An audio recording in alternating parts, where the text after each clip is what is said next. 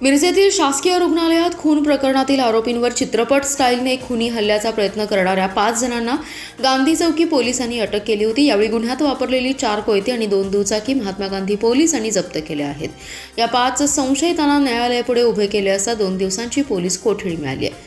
वंश दिनकर वाली, समर्थ संजय गायकवाड, आकाश जगन्नाथ फोंडे, वैभव राजाराम आवळे आणि सौरभ प्रसाद पोद्दार अशी अटक केलेल्यांची नावे आहेत।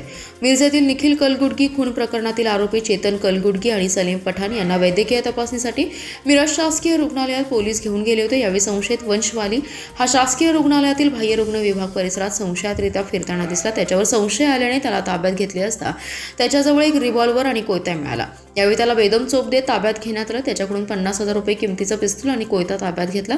त्याची कसून चौकशी केली असता त्याने समर्थ गायकवाड, आकाश जगन्नाथ फोंडे आणि वैभव राजाराम आवळे, सौरभ प्रसाद पोद्दार हे कटामध्ये सहभागी असल्याचं सांगितलं। यानंतर महात्मा गांधी पोलिसांनी अवघ्या 2 तासात या सर्वांना अटक केली।